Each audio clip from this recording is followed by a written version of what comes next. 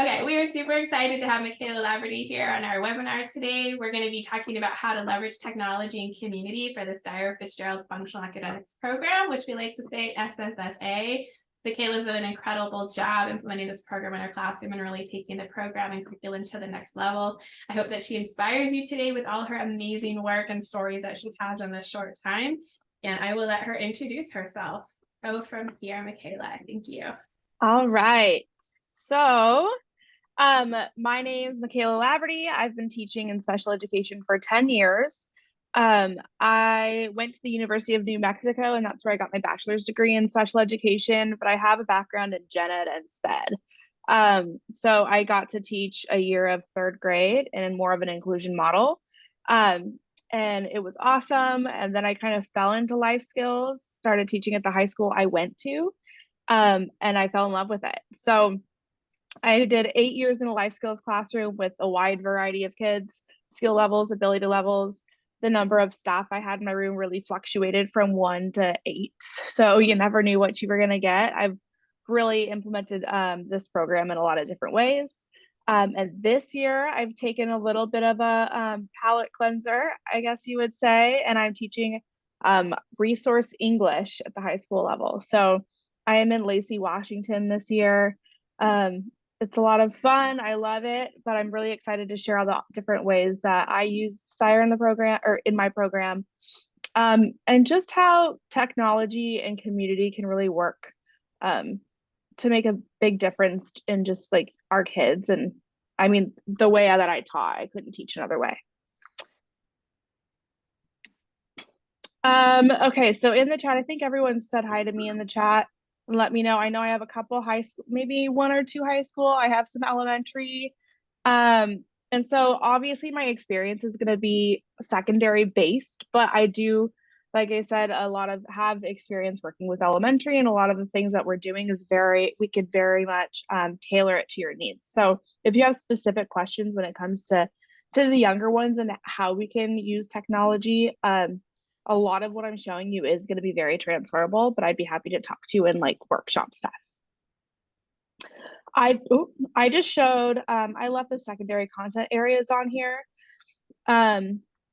Functional reading, writing, time management, budgeting, and banking. Those are just some of the content areas that we cover in the secondary program. And what I actually did just for my brain to work is in Google Drive, I have a folder for each one of these content areas and then a subfolder for each lesson area. So in functional reading, if there's sight words, I would have a subfolder for sight words, and then grocery words, banking words, etc. And not every lesson has its own folder, but a lot of those big ones will have its own folder in my Google Drive. And that way, any lesson that I collect that aligns with that goal, I can keep it all in one spot to use a variety of different ways. So the millennial me needs a virtual file cabinet to keep all my stuff together. So I just wanted to kind of touch on this real quick. Maybe. Okay. So functional academics, key elements of functional academics. For me, it's huge in how I really develop and plan programs for each individual student.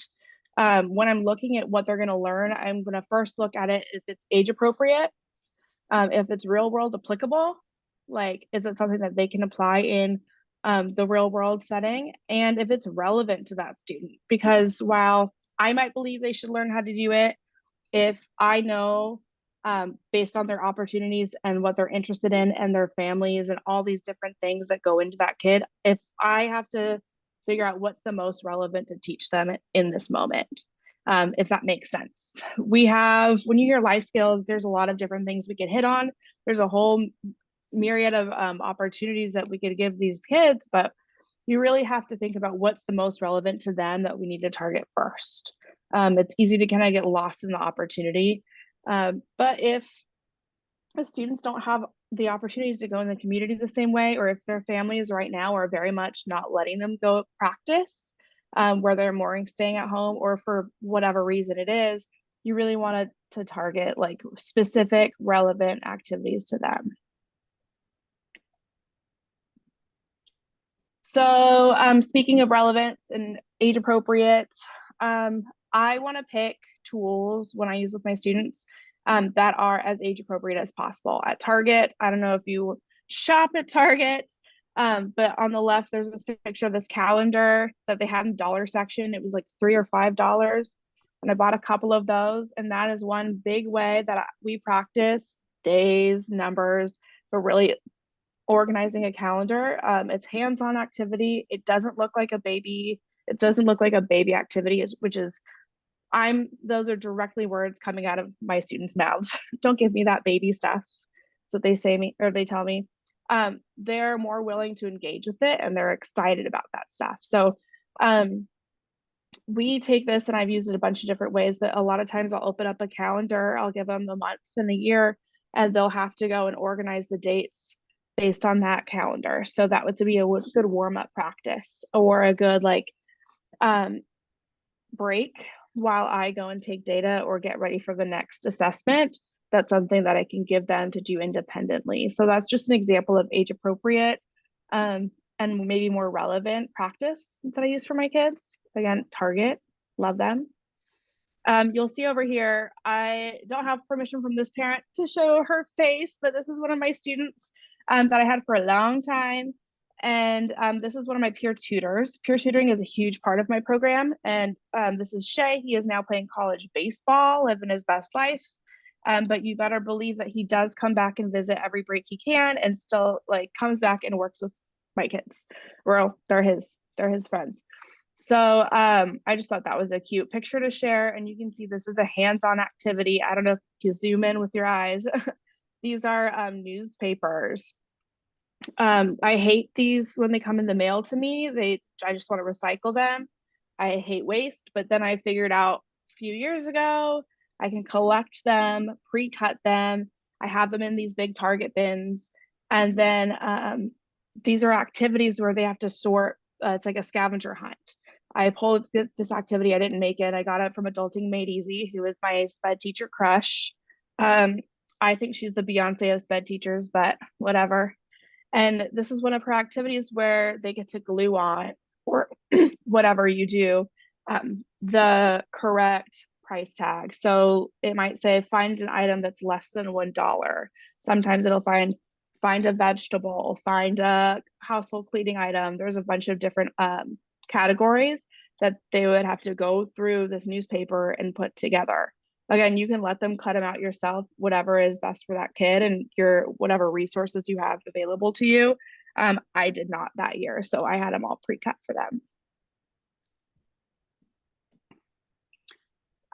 So two of the big things that I'm going to talk to you about today, I mean, I could talk to you all forever, but I'm going to lean into community outings and just in general, how I brought community into my classroom and technology. And a lot of the times those two work together. So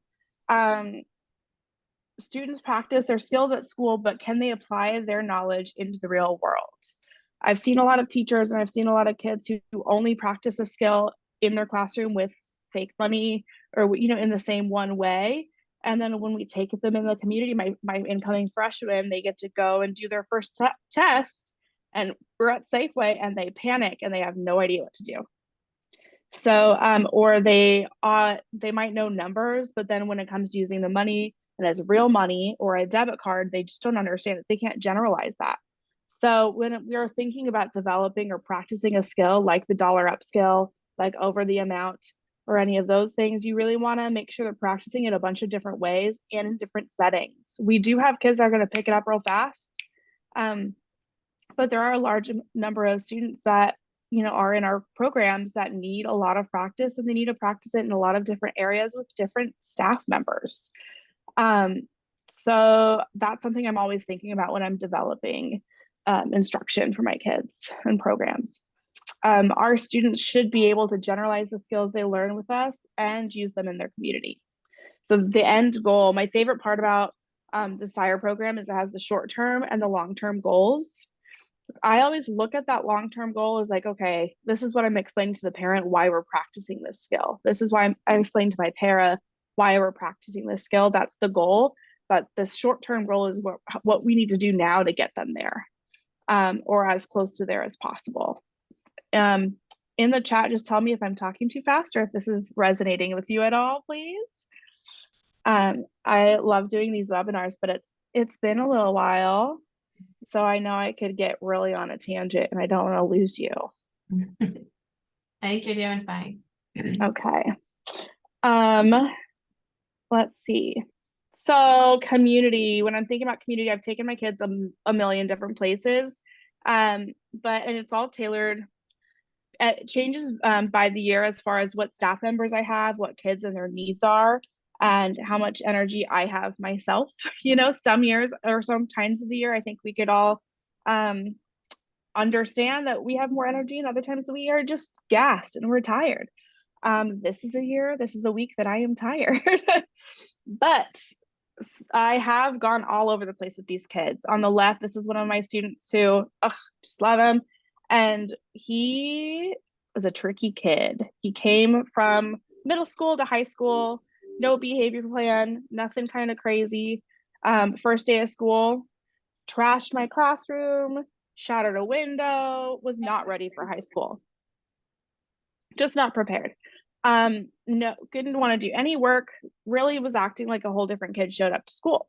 And so it took me a while to figure him out. We really got into it, and come to find out the kid loves Value Village with every fiber of his being and Target. And while he wouldn't work for anything else, the thought of going to Target on a trip was like the one thing that got him ready to connect a little bit. I'm really lucky in Lacey, especially at the high school that I was working at, we could walk to a lot of different places. It just wasn't too far. So walking, if it was a 15-minute walk, most of my kids could do it, and it helped their behavior out. You know, it helped me help them. So they could make that walk for a majority of them, but we're really close to bus lines, super, super lucky with our location. So this Value Village is about a 12-minute walk from my school. The student got to walk there. He brought his own money. He's obsessed with DVDs. He picked out his DVD collection, and this is him making a purchase. This is him 2 years after that first day of school I just told you about.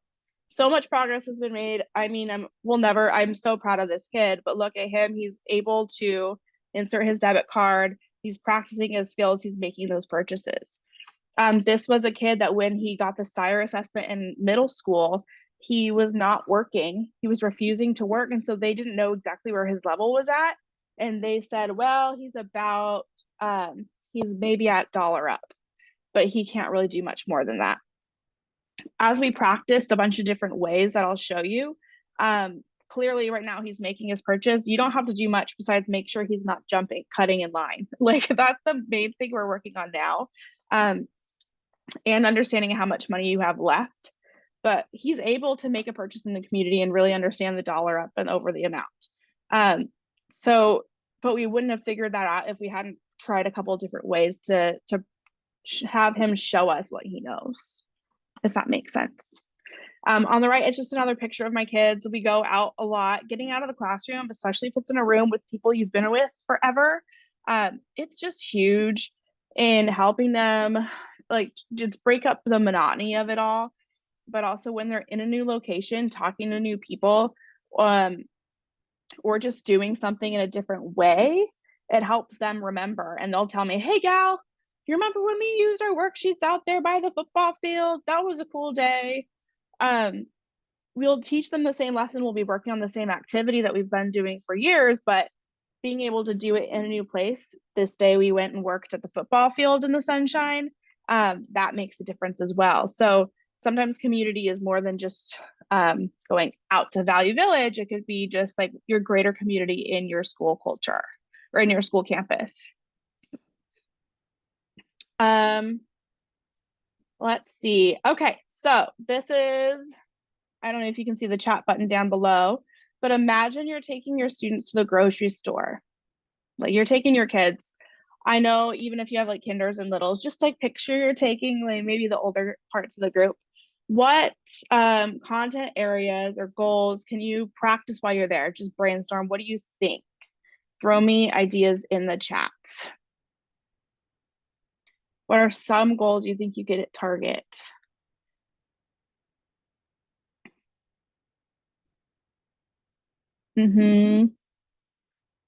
Adding prices for sure.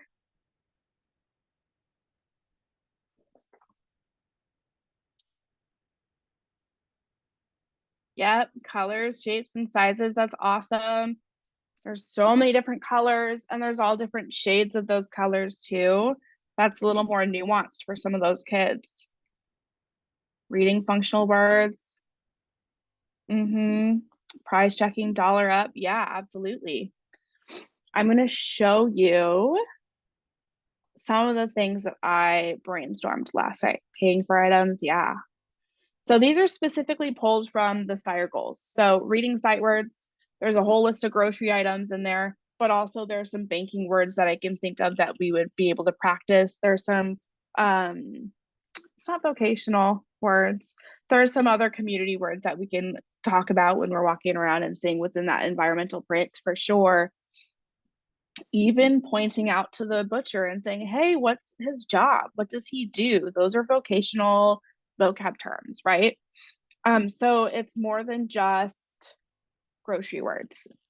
Finding information. There is a section in the secondary program where you're looking, like kids are practicing finding specific information. There's a ton of environmental print in those grocery stores that they need to figure out like how to refer back to. So from looking at the signs, looking for like signs for aisles, but also looking for the bathroom signs, looking for there's different menus that might be available. Those are all different things that you could stop and see in a real world setting and say, oh, and ask them about that specific question. Calculator skills in general, there's so many different ones. You guys have mentioned adding prices, but also there are subtracting prices and even going to the very basic calculator skills.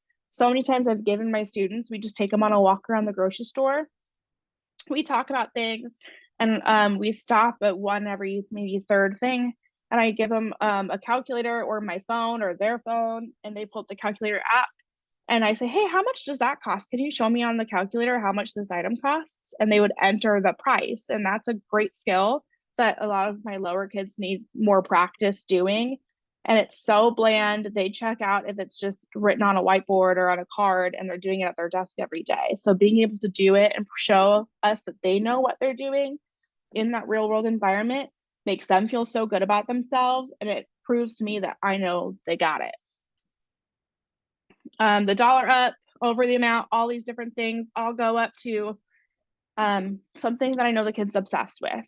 So I have a student that loves Pringles, like loves Pringles. And so, but he thinks that we can afford to buy him Pringles every day. We are not made of money.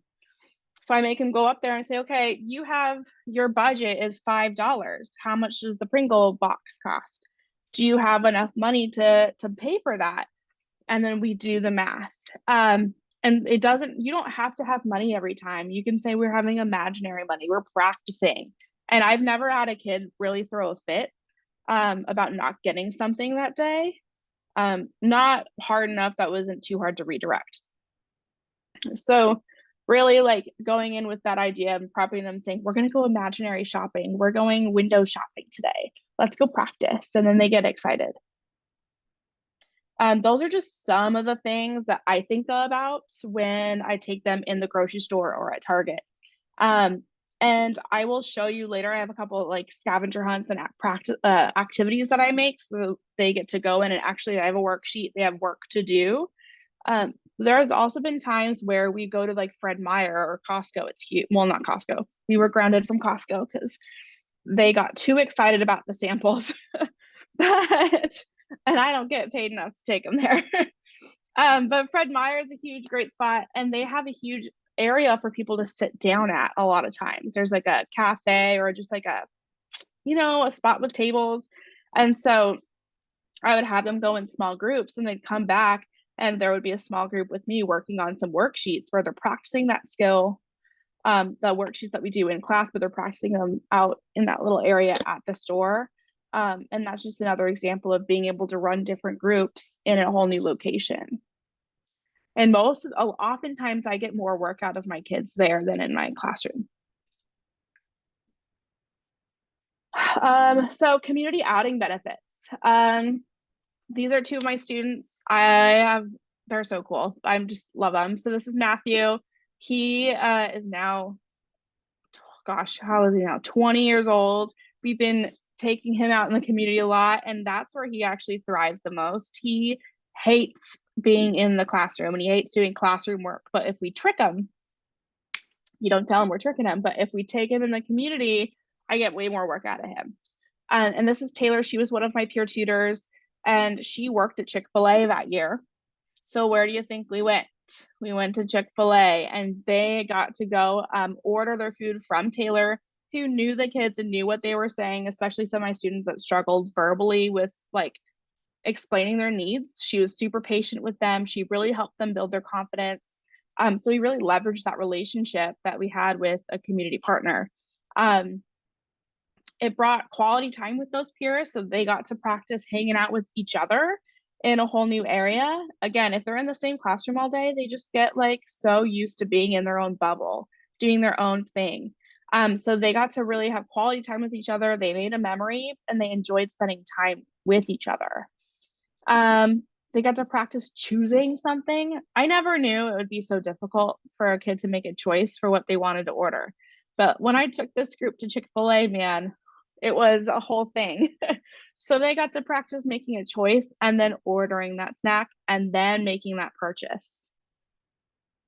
And then another skill, man, these kids need to practice eating in the community, their etiquette.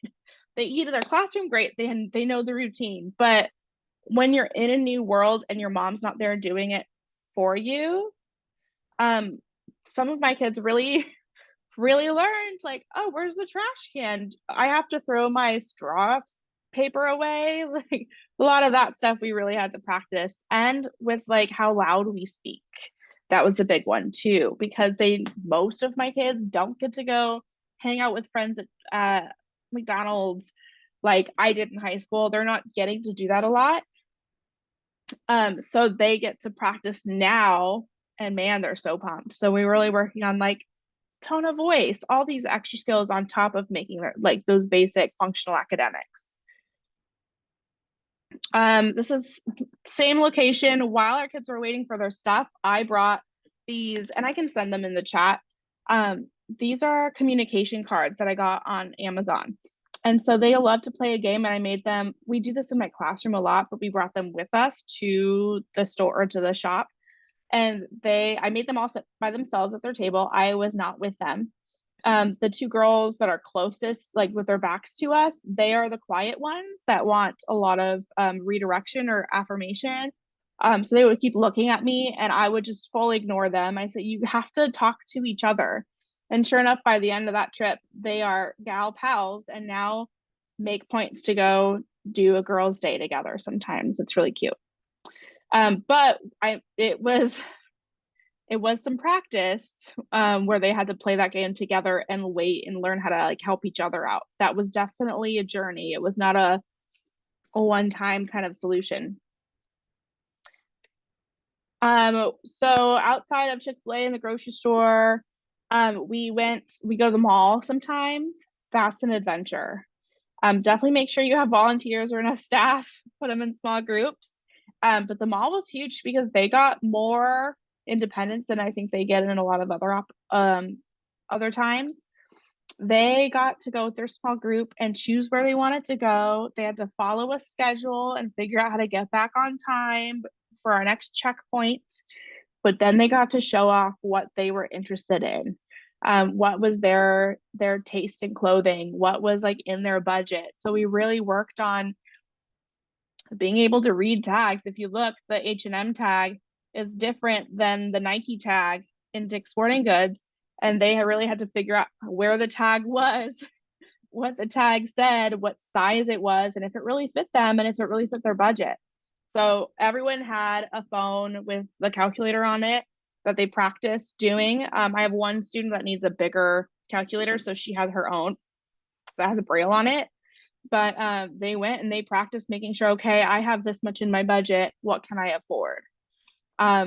Some students obviously don't have money, couldn't make their own purchases. So they're in a different group. And they did like what they had if they had money. Like, you have an imaginary budget of $50, what would you buy? Sometimes I would tailor it and say, hey, you're going with your family to the beach. What items do you need in Dick's Sporting Good under $50? Like, really tailor it to like the kid and what they're interested in, or maybe if they need to stop thinking about themselves and what they want for themselves, make them think about what they would be good for their mom, their dad, their siblings. There's like a lot of different ways to practice that. Okay, so have you guys heard of like digital task cards or boom cards? Okay, good. So like I told you, obsessed with Adulting Made Easy. I get a lot of my stuff from her. I also get a lot of my inspiration from her on how to make things, like what I could do.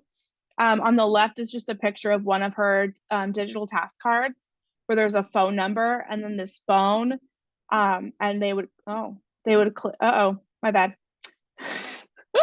They would click the number and dial a phone number that fit the number on the tag on the left.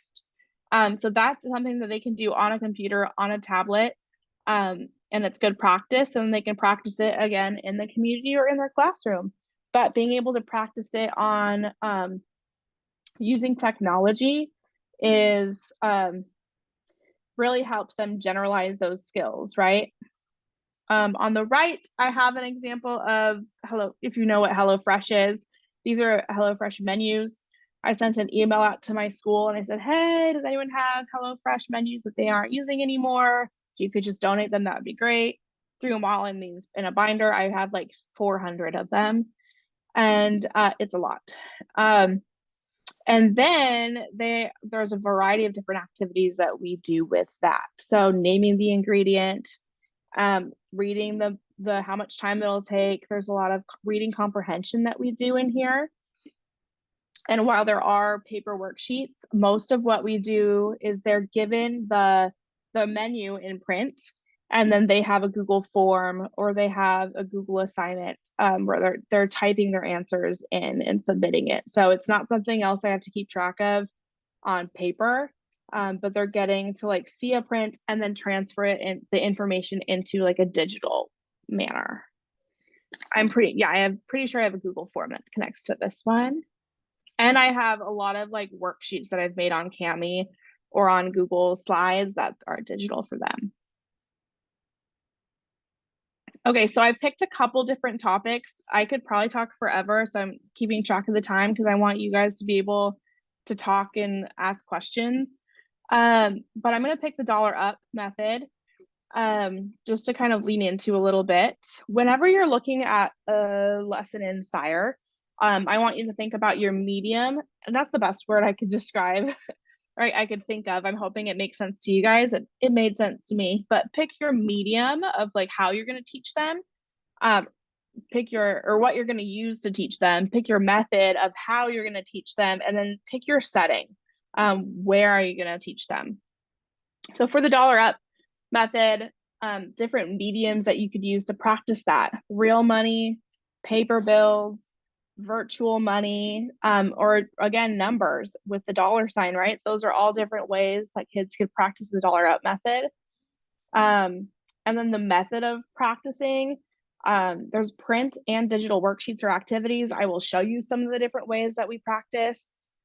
But that's definitely a skill that you could practice on paper a couple different ways and digitally. And then change your setting. That's what I've spent the last 20 minutes talking to you about, the different ways that you could practice this skill outside of your classroom.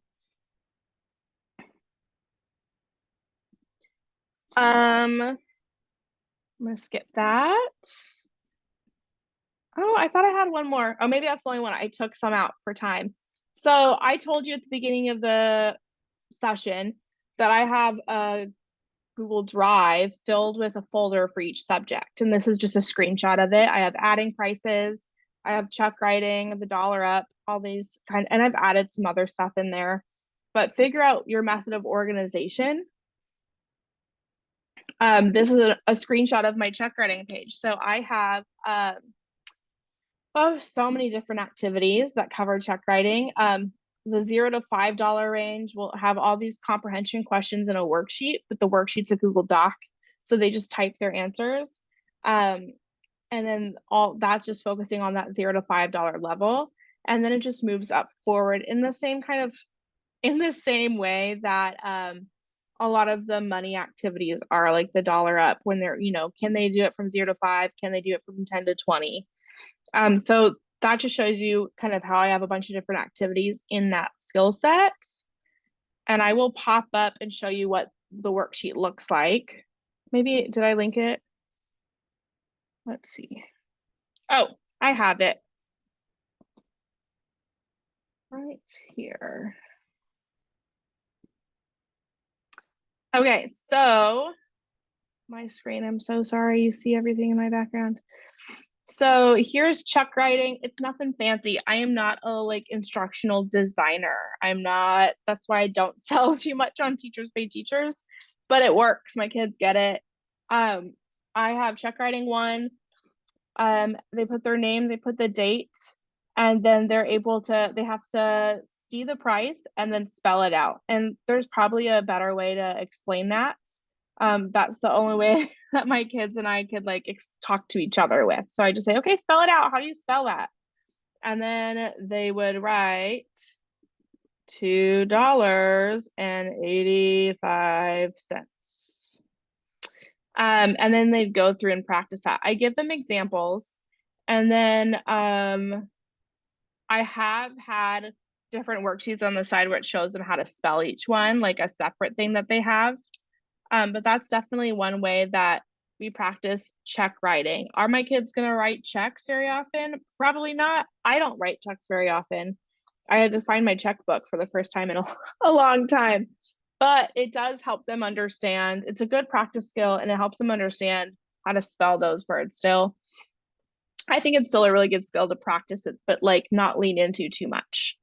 You can see they have to spell it out, and then they have to do the opposite, where I have it spelled out and then they have to write the price down. Does that make sense? I have posted this to Google Classroom, where it just makes a copy for every kid automatically. So they get their own worksheet, they turn it in. Then my district went to Canvas, and I had to learn how to do that, but it is doable. I have figured out how to use Google Classroom and Canvas.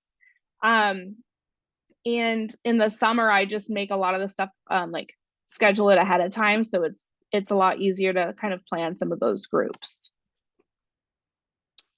Okay. Back here. So sight words. This is another activity that I have to practice sight words. Sometimes we can't go in the community. Sometimes in Washington, it rains a lot and we don't want to go anywhere. So, and other times, it's just important to practice a couple different ways. So you can see I have a folder for each different sight word level, or sight word category. This is an example. This is another time I have to back out though. So this is a screenshot of just one of the sides. For this activity, this is all grocery words. They're supposed to type the word and then use it in a sentence and then insert a picture. So they do all of that activity for themselves. And this is what it looks like. I'm going to show you the slide.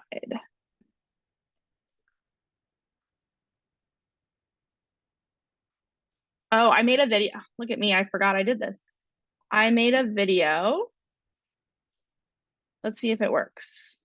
Okay. So I made a video that just scrolled through it. So I have instructions, and this is mostly for my staff who are doing the work with my kids. I have a lot of kids that can't do some of the stuff by themselves. They need a lot of prompting. So that worksheet is for staff or peer tutors who are working with them so they know what to do. Once they've practiced it enough times, they just scroll on past it.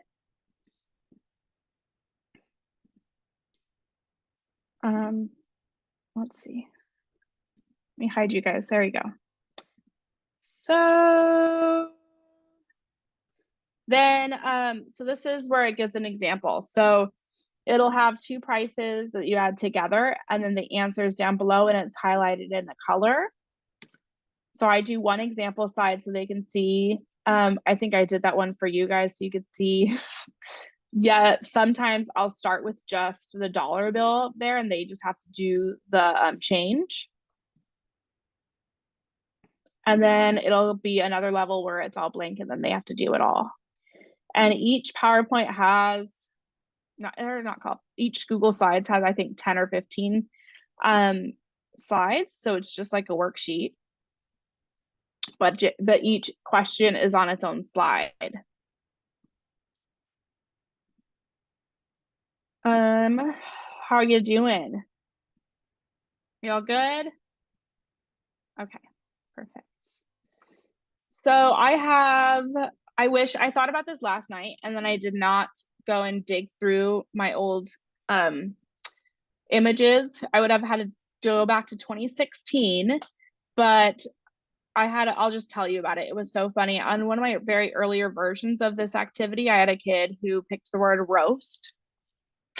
And he had a picture of a meat roast or a pot roast, but his sentence was about roasting somebody else on the football field, like dishing dirt. And it was so funny. I will never forget about like when I came and read that. It was just the things you're gonna see these kids write are just comical. But it was great. So I don't know I don't think I told you this. So I've mentioned I've had peer tutors before. Peer tutoring is honestly a huge part of how I ran my program. I went from having 4 peer tutors to having up to 15, 20 peer tutors throughout the day, depending on the year, right? My first year we had 4. One of my very first peer tutors I've ever had came back and became a para. I've actually had several of my peer tutors come back during college or after college and worked in my classroom as a para. So it's honestly built in good para support. So I never am understaffed. I've had them be subs before. So when they come to visit, they can sub because a lot of times I have a hard time getting a sub. So that was awesome. But something that's really special to me that if you follow me at all, you'll hear a lot about her. Ariel Edwards is one of my very first peer tutors. She helped me start my unified program at school. She was a unified partner. She was my peer tutor. Then she was my para, and she got her teaching cert. And now she is teaching my kids. So I left my life skills room only so that she could take it over. So she has my kids. She's teaching the way that I taught, but she's cooler than me. She has, all the stuff that I didn't have when I started teaching. So I'm about to show you an activity she made, and it's just so cute. This is, she has a different one for every activity. This is a travel, like plan a trip activity. And so she has General Porpoise Donuts. I said, did you just make that up? Like, how did you come up with that name? This is in fact a real donut shop in Seattle. I did not know. That just tells me, I don't know, I'm not cool. So this is one of the slides, and then they have to put their address in, but I linked it so I could show you. So it starts with their starting location, and it depends. So some kids will have their starting location be their own house. Sometimes it'll be Thurston, sometimes it'll be maybe we'll leave from Auburn, whatever. They'll have to figure it out so they can practice understanding where they are in the world and how a map works. So they have a starting location, and then it has their destination. And then it'll tell them, okay, how are you going to get there? They're using sound transit to get there.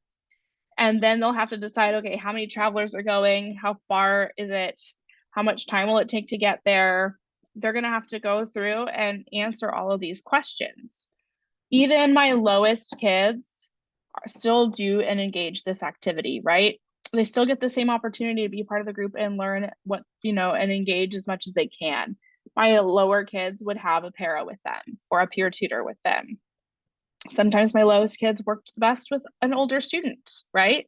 Or a higher student. They would get to go practice it together. So then they go through and they type their locations. They say, okay, I'm starting from North Thurston. I'm going where so-and-so, and it grows to be like a long trip. So they work on this over like a week, a little bit of a time every day. If they did all 17 slides in one day, most of the kids would tap out and quit, right? But this is another example of how we practice some of those STIRE goals using digital content. Does that make sense? Okay. So that's a cool activity. This is something that I do. I made this one, and when we're in the community, oftentimes they'll go to the grocery store and they have to do a worksheet where they literally have to go and find the price of an item and write everything down. But sometimes they get a little cranky and they don't want to have to write something down and they get whiny. So I don't like excuses. So I say, well, you don't have to write anything down. You're doing a different activity today. They go with their para, their peer tutor, whoever I trust enough in that moment based on that group, and they have a phone with them. And then they have this scavenger hunt. So, oh, let me click on that one. So here's the scavenger hunt. They have to post a pic of their favorite vegetables. They have to go, and if it's one person individually, they pick their own. If it's a group, they vote, whatever. They have to go and look for their favorite vegetable and then take a picture of it.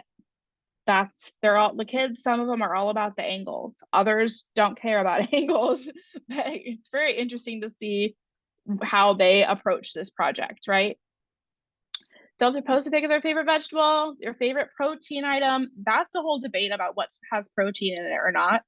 I had a student who heard that peanut butter has protein and they took it a little further than it needed to go. We had to really have a conversation about like how much protein and all of that. But, you know, their favorite protein item is their favorite fruit, favorite treat, and they have about 8 slides. Your favorite item in aisle 2, they'll have to go through and get pictures. And this way, I don't have to deal with them whining about not wanting to write something down or type something down. They get a break from that, but they still have to engage and practice a different way. So they go take their pictures, then they come back to school and they insert their pictures and then they're done. And this sometimes takes 2-3 days.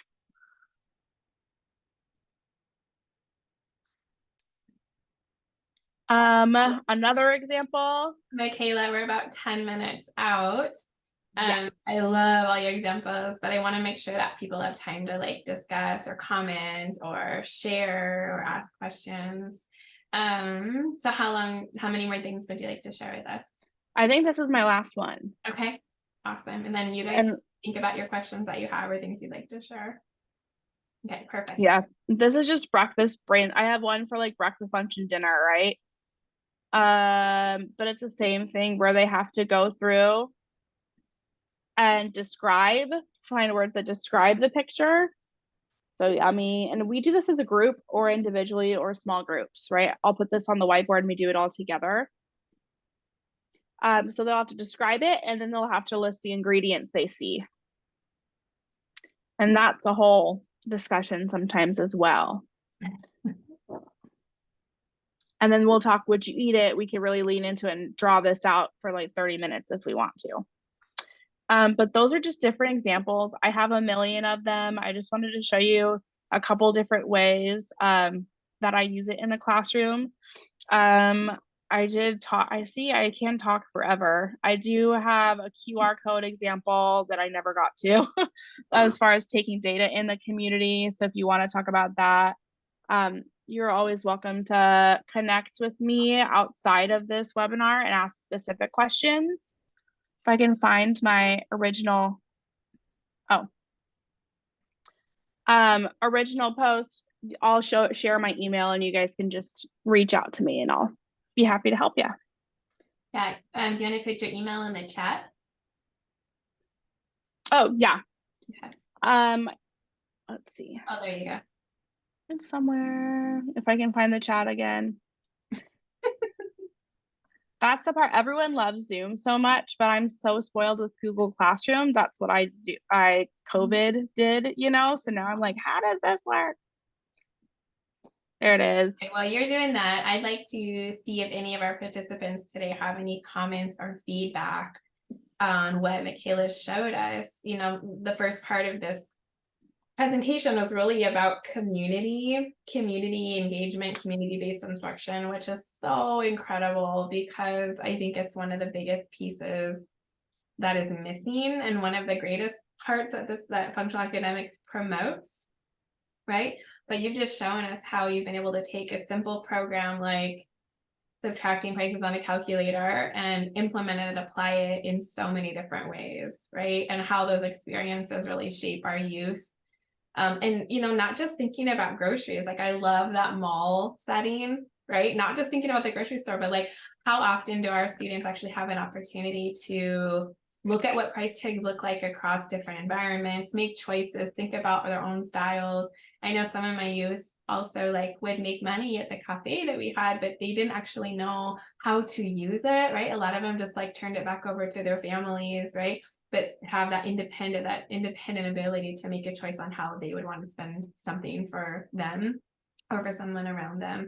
All like eating at Chick-fil-A, oh my gosh, the things that you don't think about having to teach when you're in a classroom setting, right? But the things that come up when you're in the community, like, oh yeah, tone of voice. Oh yeah, the way we like even eat and talk at the same time in public, or hey, yeah, that's a garbage can over there. Like the environment in the community is so unstaged, right? And there's so much opportunity for extensive learning.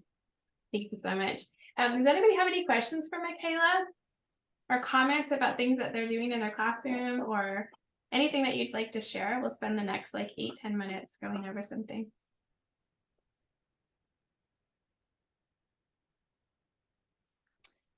I know I talk fast and I talk a lot, so Give people time.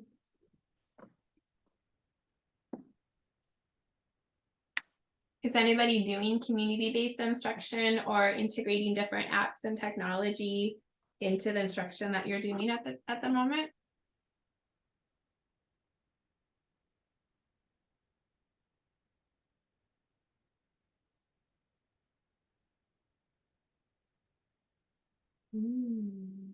Nope.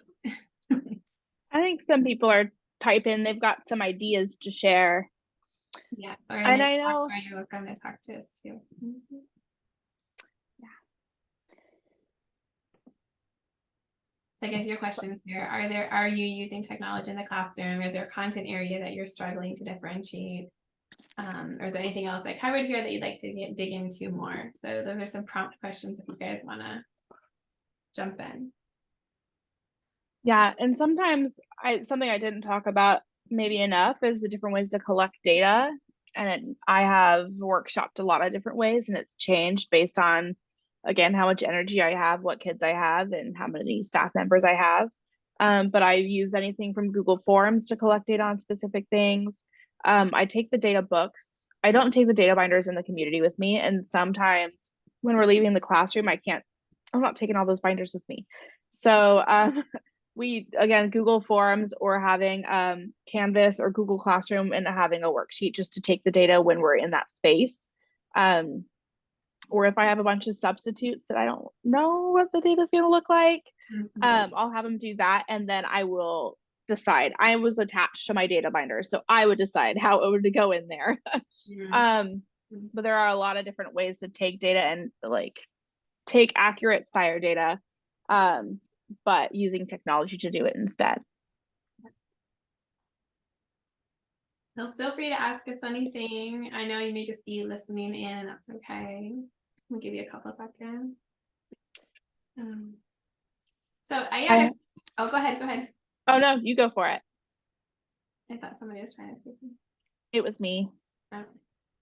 How did you, like as a school teacher, like how did you get permission to, like what were the logistics of getting your group out into the community? Was there budget for that? Was there transportation for that? Like how did you do that?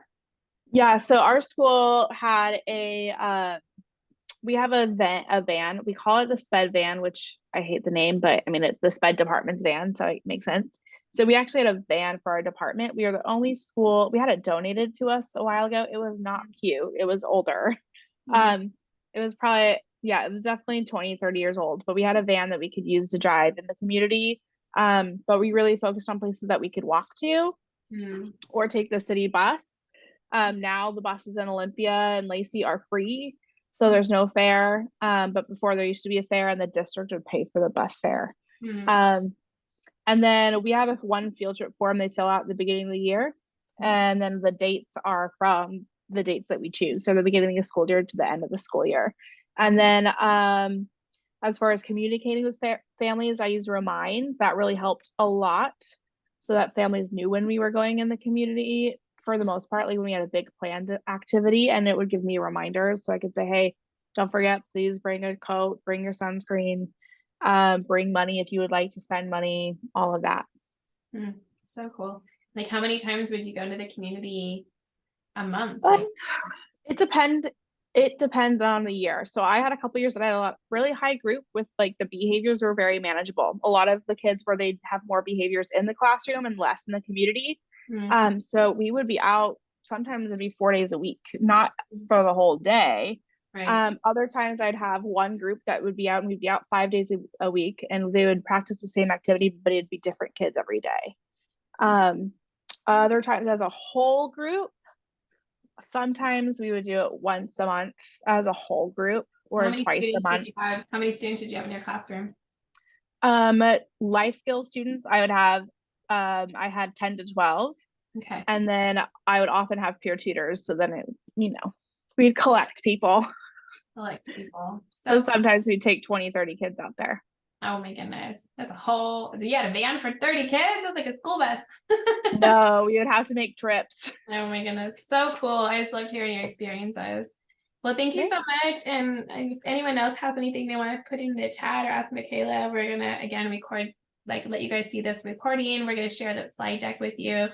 Maybe Michela will share some of her Google slide things with you guys too. So we'll definitely send you a follow-up email. And yeah, thank you so much. Thanks, guys. Okay. Awesome. Thanks, Deborah. Ideas and examples. Awesome.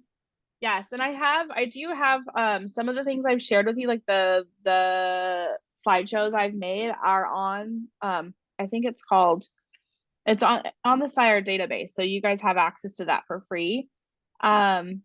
And then if you want to know, like if you have money in your budget and you want to know some of the best digital resources, let me know and I'll send you the links to people's stuff that I really love. Yeah, that's for those of you that, I mean, you guys all should have access to functionalacademics.net. If you're in the lesson plans and activities for sight words, either secondary or elementary, I think it's secondary, and the lesson plans and activities for Site 1, Phase 1, and Phase 2. If you scroll down to the generalization and extension opportunities, there are links there for some of Michela's slide decks that she's made for sight words. So again, if you need me to repeat that, it's a lesson plans and activities in the functionalacademics.net website, and scroll down to the generalization part. So yeah, they are included in there. Awesome. All right, Michela, I will see you later. Thank you, everybody. And if you want to stay on with me for a second, that's awesome. Let me just stop recording. For sure.